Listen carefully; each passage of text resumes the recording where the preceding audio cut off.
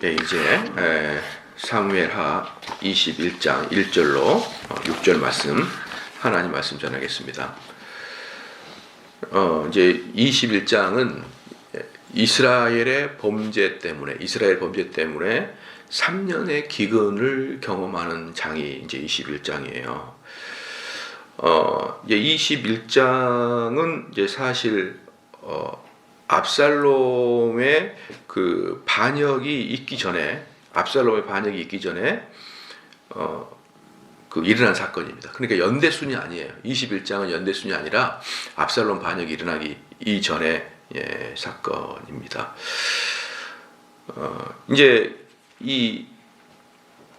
참 재밌는 게 뭐냐 그러면 이 기브온이라는 이제 족속들을 멸절을 시키려고 사울이 죽였는데 이들을 멸절시켜 죽였는데 그 벌이 사울의 시대가 아니라 다윗의 시대 때 벌이 내려왔다라는 것을 우리는 이제 알 수 있고, 그래서 그 출애굽기 34장을 한번 봐볼까요? 출애굽기 34장.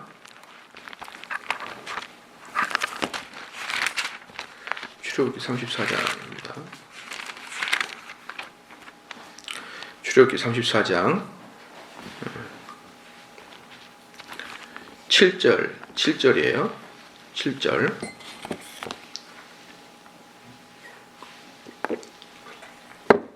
인자를 1000대까지 베풀며 악과 과실과 죄를 용서하나 형벌받을 자는 결단코 면제하지 않고 아비의 악을 자여손 3, 4대까지 보응하리라.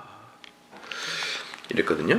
그러니까 이제 여기에 보면은 이제 아비의 악이 자녀에게까지 영향이 미치잖아요. 그래서 이건 불공평합니다라고 말할 수는 있죠. 내가 무슨 죄를 졌기 때문에 이 죄가 자녀에게까지 내려온단 말입니까? 우리 아버지의 죄가 저한테, 우리도 법으로 연자제가 금지되어 있잖아요. 연자제가. 근데 성경에는 연자제를 이야기하고 있는 것 같다 말이죠.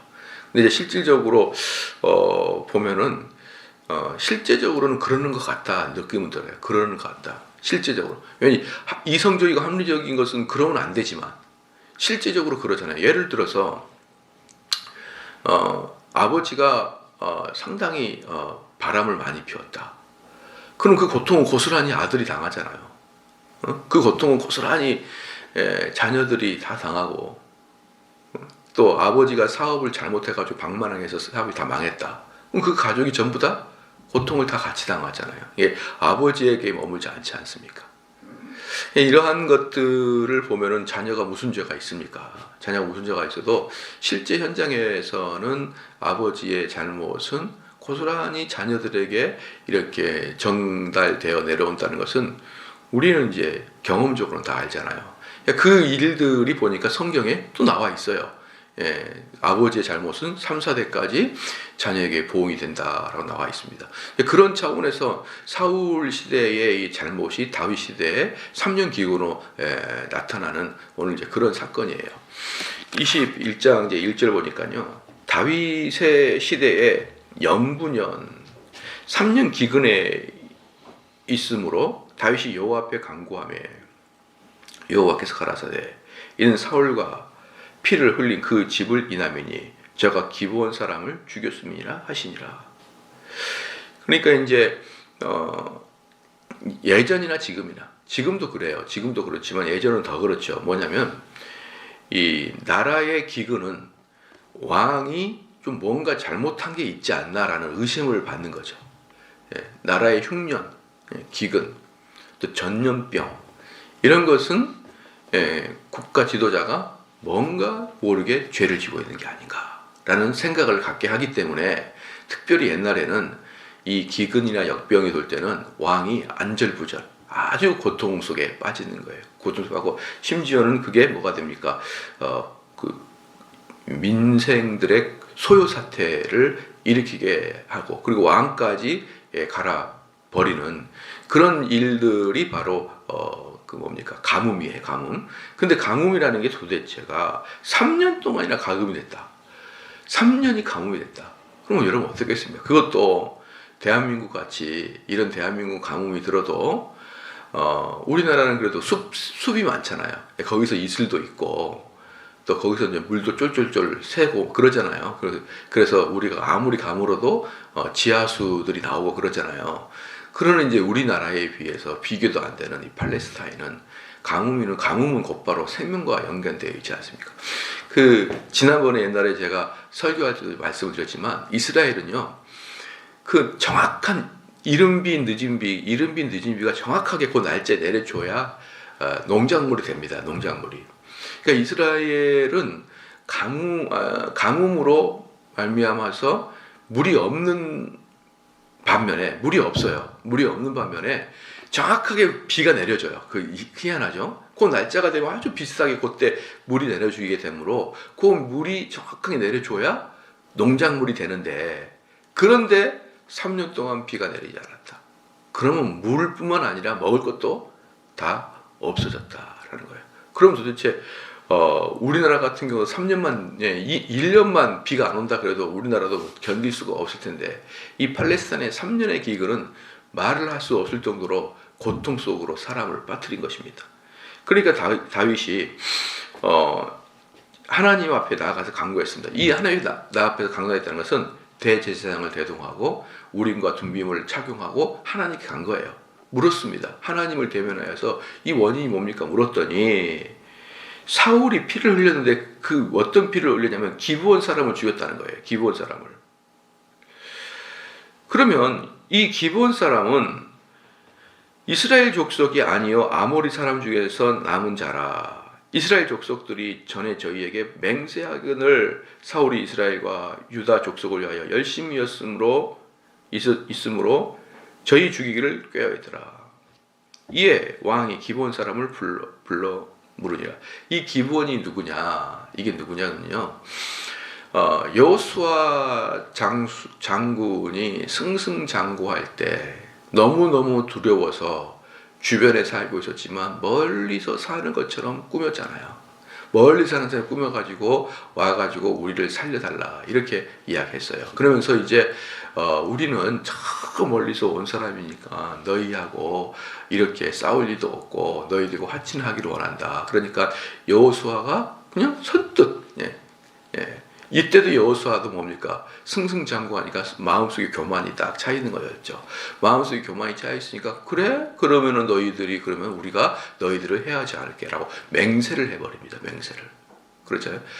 상당히 이해가 안 되는 거예요. 뭡니까? 빵이 딱딱이 굳고 신발이 다 떨어진 거, 그 말만 하는 걸 듣고 그냥 맹세를 했어요. 그런데 알고 보니까 주변 국가였습니다. 그래서 이제 나중에 기브온 사람들을 죽이지는 않았지만 이스라엘 안에 살게 하면서 평생 종으로 그들을 부려먹어요. 종으로 부려먹는데, 여기서 이제 우리는 중요한 게 있습니다. 상대가 거짓말을 할 때 상대가 거짓말을 했어요. 그런데 우리는 거기다 맹세를 했습니다. 내가 너희를 죽이지 않겠다.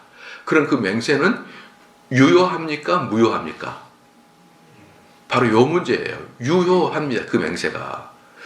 그러니까 이제 그 거짓말을 했고 그 거짓말을 점검하지 않는 여호수아의 책임인 거고, 어쨌든 그 사람들은 여호와 앞에서 맹세를 했기 때문에 그 맹세는 이제 영원토록 유효한 거예요. 유효한 겁니다. 이 이야기는 저는 대단히 중요하게 여기는데 하여튼 구약만 그런 게 아니라 신약도 그렇고 지금 현대 21세기도 그렇고 우리가 하나님께 맹세한 것은 내가 아무리 속아서 했더라도 또는 내가 철없을 때 했더라도 그건 분명히 지켜야 됩니다. 그러지 아니하면은 하나님에 대한 도전이고 하나님을 경멸하고 모면하는 거예요. 그래서 우리가 그 맹세를 할 때는 조심하게 맹세를 해야 되지만 한 번 한 맹세는 무조건 지켜야 되는 거예요. 무조건. 그런데 이제 우리나라에서는 많은 장로교 목사님들은 목사 안수 받을 때 웨스트민스터 신앙 고백서와 대소요리 문답을 잘 지키고 가르칠 거라고 선서를 합니다. 선서. 응? 우리가 선서할 때 많이 선서하는 게 아니에요. 많이 선서하는 게 아니고 뭐 세례 받을 때나 또 이렇게 안수 직분 받을 때나 목사 직분 받을 때 선서합니다. 그것은 맹세예요. 맹세. 맹세지 않습니까? 그때 목회자들은 그 장로교 목사님들은 선서를 합니다. 웨스트민스터 신앙 고백서에 따라서 하겠다고 그러잖아요. 그리고 선서가 끝난 다음에는 그 이후부터는 웨스트민스터 신앙 고백서를 떠들떠 보지도 않아요. 떠들떠 보지도 않다니까. 사람들을 가리키는커녕 교인들에게 가리키는커녕 거들떠 보지도 않아요. 그러니까 저는 그 수많은 목사님들이 시작 단계부터 하나님을 모면하고 시작한다고 저는 강력하게 생각합니다. 하나님을 모면한다고 생각하고 강력하게 생각해요. 그것을 따라서 교회의 모든 그 설교와 행정과 봉사를 그 웨스트민스터 신앙 고백서에 따라 쫙 해야 됩니다. 예배의 형태도 쫙 해야 됩니다. 그런데 안수 받을 때만 그것을 하고 던져버린 다음에 자기의 임의에 따라, 자기의 소원에 따라, 자기가 생각할 때 합리적인 방법에 따라 다 이렇게 설교도 하고 예배 형태도 만들고 다 그렇게 합니다. 웨스트민스터 신앙 고백서에, 그리고 그것을 근거로 한 대한예수 장로교 헌법에 예배 모범이라고 있어요. 예배 모범. 예배는 어떻게 해야 된다. 그게 그냥 예배라는 게 그냥 나오는 게 아니에요. 그 엄청나게 영국 그때 신약 성경, 구약 성경 말고 신약 성경을 근거로 해서 예배가 무엇이 있었을 것이라는 것을 웨스트민스터 신앙 고백서나 그 이후에 웨스트민스터 신학자라고 이렇게 표현하죠. 신학자들의 고민, 그리고 그때 당시에 수많은 사람들이 신약 성경을 근거로 당시에 어떤 것들이 들어갔을 것이라는 것을 소상하게 만들어 놓는 게 예배 모범이에요. 예배 모범. 근데 그 던져버려요. 던져버리고 뭐합니까? 젊은이들이 좋아할 예배 스타일. 그렇잖아요. 젊은이 예배가 있으면 늙은이 예배는 왜 없냐 이 말이에요. 깐난이 예배도 좀 만들어 놓고 기저귀 예배도 좀 만들어 놓지 왜 젊은이 예배는 다른 건 없습니까? 이런 식으로 성도들의 니즈를 맞춰서 너희들에게 필요한 의지에 맞춰서 다 목사들이 아무 생각 없이 바꿉니다. 신앙 고백도 가르치지도 않고. 저는 그럽니다. 그런 교회에, 그런 목사에, 그런 한국 교회에 하나님이 복을 줄 리가 만무하다. 제가 이제 올 6월 마지막 주에 총회 목사님들 앉혀놓고 제가 1시간 정도 강의를 부탁받았어요. 저 이 이야기 하려고 그래요. 이야기하게 되면요, 목사님들이 나를 죽여버리려고 그럴 거예요. 난 처음부터 그랬거든. 배신한 자, 그럴 거거든요. 지난번에 한번 어디 노회 가가지고 노회 목사님들 한 20여 분 앉혀놓고 이야기했더니 나이가 지긋이 든 목사님이 얼굴이 빨개지니 그럼 우리가 배신자입니까? 그래서 네 그랬죠. 네.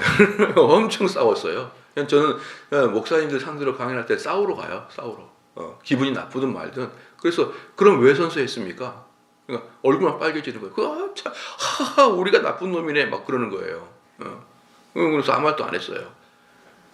그럴 리가 있겠으면 이렇게 말하려고 말이 나온다고 생각해요. 근데 내가 그렇게 막 소리를 지른다고 내가 삼성제일교회 담임 목사 잘릴 것도 아니고 뭐 어때? 그런다고 잘릴 것도. 저는 생계에 지장이 없으니까 아무렇게나 말을 하는 거예요. 아무렇게나.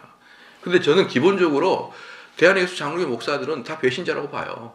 신앙고백서, 웨스트민스터 신앙고백서나 소요리 대요리입니다. 정확하게 가르치기는커녕 가끔 그 세례 받을 때나 대충 한 번씩 훑어보고 세례 받는 거예요. 그러나 그것이 있는 이유는 웨스트민스터 신앙고백서가 있는 건 뭐냐 그러면요, 그걸로 교회를 다 다스리겠다는 거예요. 다스리겠다. 교회를 그걸로 전부 다 철저히 가져가겠다는 거예요.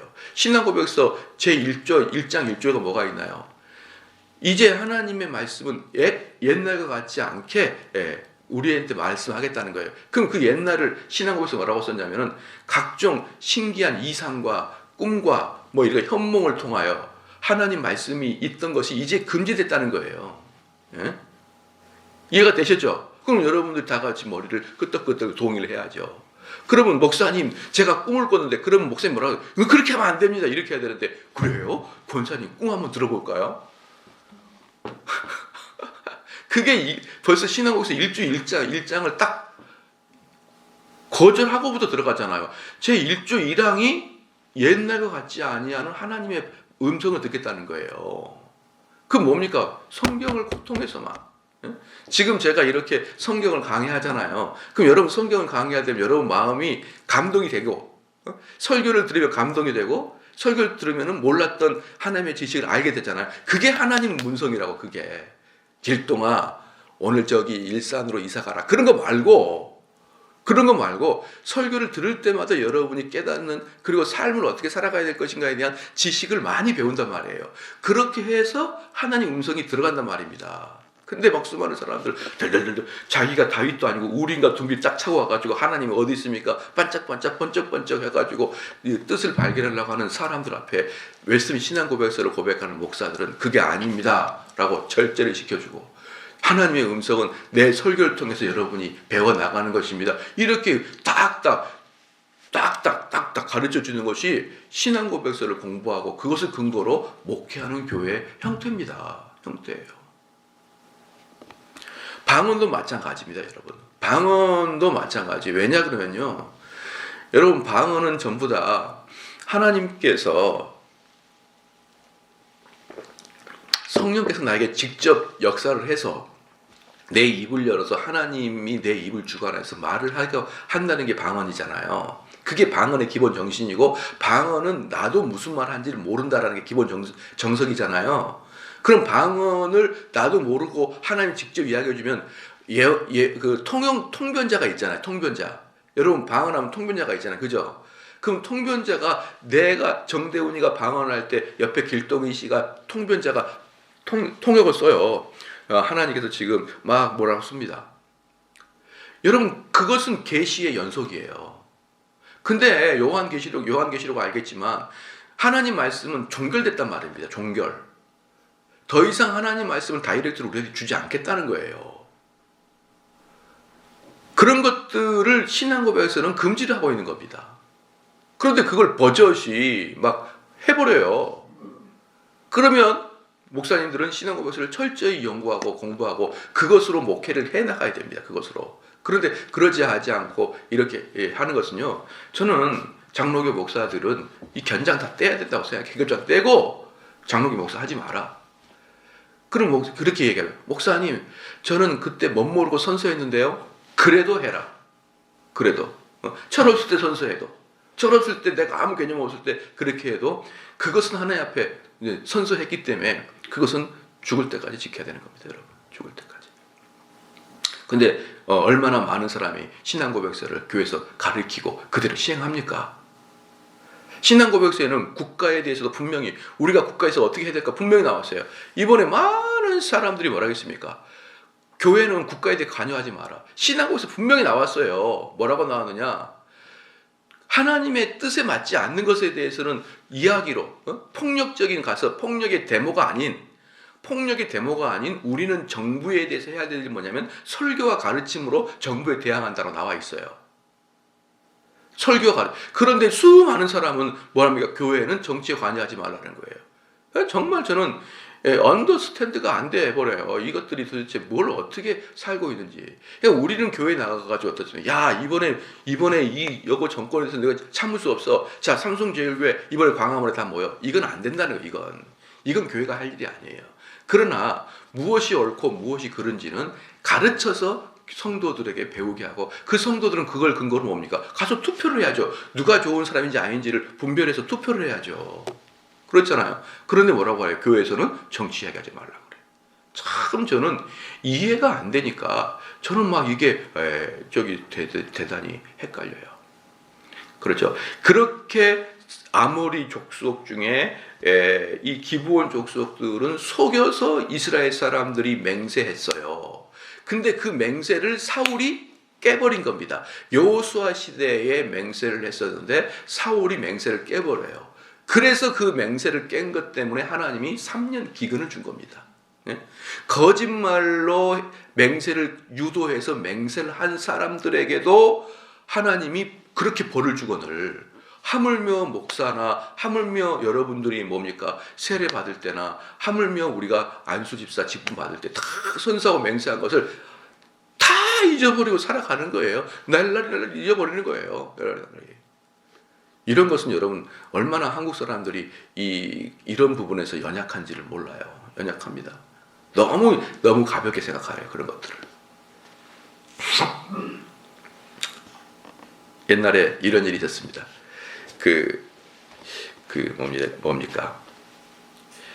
대한예수교 장로교 헌법도 그렇고요. 그 다음에 제가 기회가 있을 때 한번 얘기했는데 11조라는 개념은요. 모든 성도가 교회를 위해서 다 의무적으로 해야 돼요. 11조는. 제가 다음에 11조에 대한 설명을 한번 해줄 때가 있어요. 그래서 대한예수 장로교 세례 문답에 보면은 마지막에 뭐가 나왔냐면 마지막 좀 마지막 아닌데 좀 위에 뭐가 있냐면은 헌금의 기본은 무엇입니까? 헌금의 기본은 11조입니다. 그러면서 당신은 11조에 대해서 우수히 하겠습니까? 라고 할 때 세례 문답 받을 때 그 문답지에 11조가 있어요. 그러고 나서 여러분들이 기억이 닳지 않을지 모르지만 그걸 다 문답을 한 다음에 세례받을 선서해요. 지금까지 문답한 걸 내가 다 지키겠다. 거기에 당의 7일을 잘 따르겠다. 다 나와 있거든요. 그런데 세례를 받고 나서 11조를 안 해요. 그건 하나님 앞에 대항하는 거라니까요. 그러면 여러분이 세례를 받으면 안 되는 거예요. 지난번에 우리 교회에서 그런 사건이 한 번 있었어요. 그 사람이 은혜를 막 받고 세례 문답을 딱 받는데 11조 전에 딱 나오니까 목사님 잠깐만요. 아직 제가 문답을 받는 중에 세례를 받을 자격이 아직 없는 것 같아요. 라고 하면서 그 다음부터 교회를 안 나왔어요. 저는 오히려 그 친구가 옳다고 생각해요. 그 친구를 쭉 보다가 못 하겠는 거예요. 그래서 교회를 안 나오면서 교회를 떠났어요. 그게 바로 뭡니까? 차라리 그렇게 하라는 거예요. 저는. 그러니까 자기가 자세히 좀 보고 하나님 앞에 내가 선서를 못 하겠다 그러면은 안 해야 되는 거예요. 그런데 아무 생각 없이 해요. 그러면서 나중에 뭐라고 합니까? 철없을 때 했다는 거예요.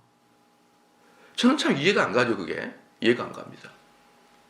그리고 당회 7위에도 복종하겠다. 이렇게 분명히 했으면서 장로님, 목사님 이렇게 하지 마십시오. 그럼 언제 목사님이 저한테 봤다고 이러십니까?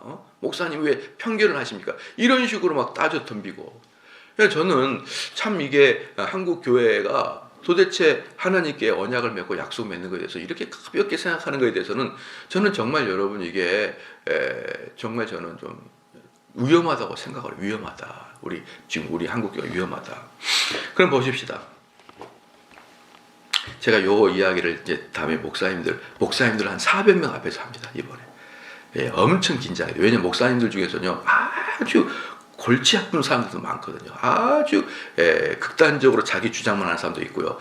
한 400명 앞에 있으면 꼭 그런 사람들이 있어요. 그럼 막 강의하는데 막 저에 질문하고 막 그게 말이 됩니까? 이런 사람도 있으면 그 말들 그러니까요 대답하다가 다 끝나요. 대답하다가. 그러니까 제가 아주 제가 강력하게 이야기하려고 그래요. 그래서 이어폰을 딱 끼고 내 말만 하려고 그래요. 뭔 말을 하든 말든 그냥 막 해버리려고 막 그래요. 그냥. 자, 그래가지고 그러니까 3절에 다윗이 저에게 묻되 내가 너희를 위하여 어떻게 하랴? 내가 어떻게 속죄하여야 너희가 여호와의 기업을 위하여 복을 빌겠느냐? 그러니까 다윗 찾아가가지고 어떻게 해줄까? 어떻게 해줄까? 여기서 어떻게 해줄까? 이게 뭐가 있냐 그러면은 너희들에게 내가 보상하겠다. 보상하겠다. 너희들 조상들이 사울 시대 때 너희들 친인척들이 엄청 당했거든요. 그래, 그럼 너희들에게 내가 보상하겠다. 이렇게 했습니다. 4절 말씀에 기브온 사람이 대답하되 사울과 그 집과 우리 사이의 일은 은금에 있지 아니하오나. 우리 보상 필요 없습니다. 이 뜻이. 보상 필요 없습니다. 예. 그러니까 은금에 있지 않으면 여기서 또 뭐를 여러분 알고 있으면 사울과 누굽니까? 그 집. 그러니까 사울 말고 사울의 연관된 친인척들이 사울에 연관된 친인척들이 기브온 말살 정책을 주도했다는 걸 알 수가 있어요. 사울 가족만 말고 그 가문들 있잖아요. 가문. 사울 가문 전체가 그러니까 베냐민파 중에 그 왕족들이 있을 거 아니에요? 그 왕족들 파들이 이 기브온 말살 정책을 주도했다라는 걸 알 수가 있어요. 그러니까 사울의 직계 자손들은 거의 다 죽었지만 그 왕족들, 친인척들은 지금도 여전히 살아 있는 거죠. 지금도 여전히 살아 있어요. 그러니까 사울과 4절에 사울과 그 집과 우리 사이의 일은 은금에 있지 아니하오나 이스라엘 가운데서 사람을 죽이는 일은 우리에게 있지 아니하나이다. 그렇죠. 우리는 사람을 죽일 수 있는 능력과 자격이 없습니다. 그렇게 한 거예요. 왜냐 그러면 이스라엘 사람들은 이스라엘 법에 뭐가 있냐 그러면요. 사람이 죽을 때 그것에 대한 보상이 두 가지가 있습니다. 사람이 죽을 때 보상이 두 가지인데 첫 번째는 당연히 재산이에요. 재산. 돈으로 줘야 되는 거예요.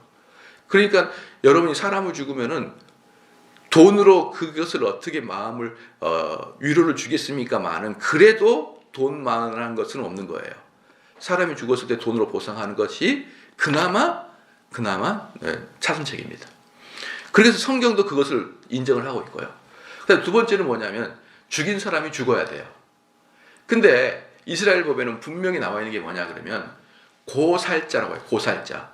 고의로 살인한 자는 배상 못합니다. 그냥 죽어야 돼요. 성경에는 왜 고살자는 배상을 못하냐 그러면 돈 많은 사람들은 기분 나빠서 쟤를 죽여버리고 돈을 던져가지고 그걸 보상해버리면 끝나면 안 되기 때문에 고살자, 의도적으로 죽인 자는 물질적 배상을 금지하고 있습니다. 그래서 그 사람들은 눈에는 눈, 이에는 이, 자기가 죽어야 되거든요. 그래서 이 원리에서 지금 이 기브온 사람들이 지금 뭐라 그러냐 그러면요. 우리는 은금으로 보상받는 게 아니고 걔네들이 우리를 뭐 했으니까 고살했으니까 고의적으로 죽였으니까 걔네도 죽어야 됩니다. 이렇게 얘기하는 거예요. 우리한테는 그 사람을 사형시킬 수 있는 권한이 없어요. 우리한테는 그들을 사형시킬 수 있는 권한이 없는데 그들이 우리 기브온의 형제 자매들을 완전히 멸절시키려고 그랬어요. 얼마 살아남지도 않아요. 거의 멸절을 시켜버리려고 그렇게 작정을 했고 그렇게 수많이 죽였는데 그것은 돈으로 보상 안 받겠습니다. 걔네들을 죽여주십시오. 이렇게 이야기한 거예요. 그러니까 은금에 있지 아니하오나 이스라엘 가운데서 사람을 죽이는 일은 우리에게 있지 아니하나이다. 왕이 가로되 너희의 말하는 대로 시행하라. 그래, 그럼 너희들이 뭘 원하느냐? 그럼 내가 너희들이 원하는 대로 해줄게. 그러니까 지금 이들이 말하는 게 법적으로 하나도 틀리는 게 없으니까 다윗이 오케이 한 겁니다. 5절 말씀에 저희가 왕께 구하되 우리를 학살하였고 또 우리를 멸하여 이스라엘 경내에 머물지 못하게 하고 모해한 사람의 자손 7을 내어주어서 여호와의 빼신 사울의 골 기브아에서 우리가 저희를 여호와 앞에서 목매어 달겠나이다. 왕이 가로되 내가 내어주리라 하리라. 그러니까 뭐라고 그러냐면 우리 생각 같아서는 우리를 멸절했던 사람들 전부 다 찾아가서 다 죽여야 됩니다. 그런데 그렇지는 않겠습니다. 5절 저희가 왕께 구하되 우리를 학살하였고 또 우리를 멸하였던 그러니까 우리 기브온 족속을 전체를 멸절시켰던 사람들 그 사람들을 달라. 왜냐 그러면요. 이 기브온 사람들은 여호수아 시대 이후부터 지금까지 계속 이스라엘 밑에서 천하게 종노릇하고 있었거든요. 그러면서 하나님께 보호받기를 자기들은 이미 그랬는데 이 사울이라는 자가 우리가 뭘 잘못했다고 우리를 이렇게 완전히 멸절시켰습니까? 그러니까요. 재밌는 게 뭐냐면 이스라엘 사람들은요. 참 유대인들은 가보니까 정말 배기 싫더라고요. 유대인들은 보기 싫어요. 너무 우리나라 말하면 버릇이 없는 애들이에요. 유대인들은. 그래서 사람들을 대할 때에도 대단히 이렇게 아주 건방지게 하여튼 우리처럼 너희들은 아주 천한 애들이야? 이런 식이 막 보여. 그래서 제가 지난번에도 말씀드렸지 모르지만 우리 이제 그 교인들이 마지막에 그 호텔 갈 때마다 기분이 나빠요. 이 서빙 보내고 이런 애들이 얼마나 참 나 한국에서는 나 꽤 잘 나가는 사람인데 그래도 거기 가면은 서빙 보는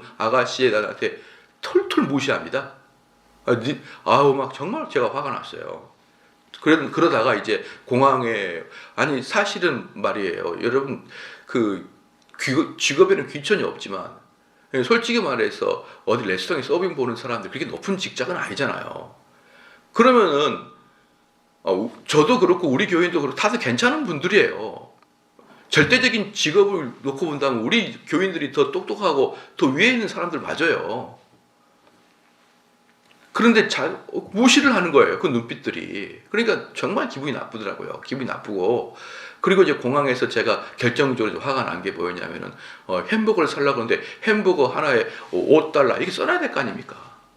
근데 거기다가 지네들 화폐로 딱 써놨어요. 달러가 없어, 달러가. 그래서 이 나라의 금액이 뭔지를 내가 알아야 될까? 이거 얼마냐고, 달러로 얼마냐고 물어보니까 아주 꿈에가 몇 달러 이렇게 이야기하더라고요. 이런 식으로. 귀찮은데 왜 물어보냐 이런 식이에요. 그러면 제가 이걸 살려고 이걸 물어본 게 아니라 몇 가지를 내가 물어보려고 한 거 아니에요. 그렇잖아요. 두 번째 거 물어보니까 당장 화를 내면서 그 밑에 보면은 있지 않냐 그러니까 물어보니까 그 나라 화폐에다가 옆에다가 몇 달러 딱 써놓더라고요. 그걸 계산해서 계산하라는 거예요. 그래서 내가 여기 인터내셔널 에어포트 아니냐 말이야. 왜 달러를 써놓지 않냐 외국 사람들 위해서. 그러면서 제가 막 화가 확 나면서 소리를 질러버렸어요. 그러니까 화가 나니까 영어가 방언이 터지기 시작하더라고요. 근데 이제 몇 마디 하니까 더 이상 생각이 안 나서 절제를 했죠. 막 화를 내버려서 제가. 그러니까 그 여인 내가 알바하는 애가 깜짝 놀래더라고요. 그러면서 잘 이야기. 그런 아주 못돼 먹고 나쁜, 아주 기분 나쁜 이스라엘이라는 곳을 여행할 때 좋은데 그 사람들을 만나면은 그렇게 사람들이 기분 나쁘게 하는데 이게 이스라엘 사람들이 전통적으로 가지고 있었던 형태였던 것이에요.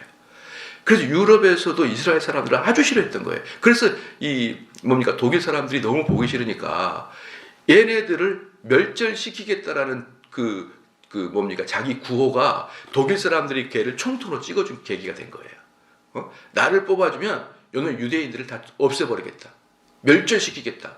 그렇게 해서 걔네들을 찍어준 것입니다, 여러분. 여러분 어때요?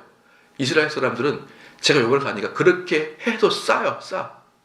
그렇게 교만하고 그렇게 다른 사람을 무시. 아니 그런 인간들이 어디 있습니까? 내가 처음 봤어요. 별것도 아닌 애들이.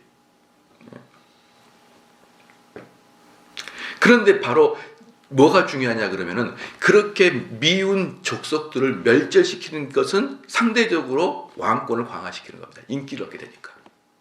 여러분 알겠죠? 그러니까 내가 유대인을 죽이겠다. 유대인들을 다 추방해버리겠다. 이렇게 하니까 히틀러가 총통이 되듯이 항상 그 지역에 있는 미운 사람들에 대해서 미운 족속에 대해서 학대하거나 죽이면은 사울의 인기가 올라가는 거예요. 그러니까 사울이 그 지역에 있는 기브원들을 다 죽이겠다라고 마음먹고 죽이니까 사람들이 사울 너무 좋다라고 칭송을 받으니까 죽여버린 겁니다, 여러분. 바로 그렇게 해가지고 6절 말씀에 자손 7을 내어주어서 여호와의 빼신 사울의 고을. 여기서 여호와의 빼신이 뭐냐면 여호와가 선택한. 그러니까 빈정거리는 거예요. 여호와께서 선택한 그 사울의 고향 기브아, 거기서 7명을 빼서 목매달아 죽이겠다. 그래서 이 사울의 고향 기브아 헷갈릴 수 있지만 기브온은 족속이고 기브아는 사울의 고향이에요. 기브아에 가서 7명을 목매달 테니까 내주십시오. 이렇게 얘기해서 다윗이 그렇게 하겠다라고 이야기를 하게 되는 것입니다. 그래서 여러분들이 이제 여기서 보면 두 가지만 여러분 아니면 돼요. 두 가지 뭐냐 그러면 첫 번째는 하나님께 맹세한 것은 무조건 지켜야 된다는 것이죠. 하나님께 맹세한 것은 지켜야 되는 것이고, 두 번째는 하나님의 진노는 대를 이어서도 진노가 전달됩니다. 그래서 여러분 시대에 내가 죄를 지었는데 그 죄에 대한 하나님의 보응이 없다 그래가지고 안심하면 안 되는 거예요. 진짜 나 정대훈의 마음을 아프게 하려면 남들 친 게 아니라 내 아들을 쳐버리면 진짜 내가 고통받죠. 그렇잖아요. 그래서 여러분 어떻습니까? 자녀가 잘못되면 속으로 이건 내 죄 때문이다. 내 죄 때문에. 그렇게 많이 마음을 먹잖아요. 그러니까 하나님께서는 내 죄에 대해서 징벌할 때, 내 죄에 징벌할 때 핵심이 뭡니까? 정죄원인을 고통을 주는 게 핵심이에요. 그럼 가장 큰 고통은 뭐예요? 자녀를 이상하게 만들어버리면 되지 않습니까? 그렇게 하나님의 징벌은 자녀에까지도 이어지기 때문에 내가 지금 죄를 짓고 아무런 문제가 없다고 해서 안심할 것은 아니다. 하나님은 우리를 더욱더 아프게 하려고 때를 기다리고 있다는 것을 또 여러분이 잘 아시기 바랍니다. 기도하시겠습니다. 기도하시겠습니다. 기도하시겠습니다.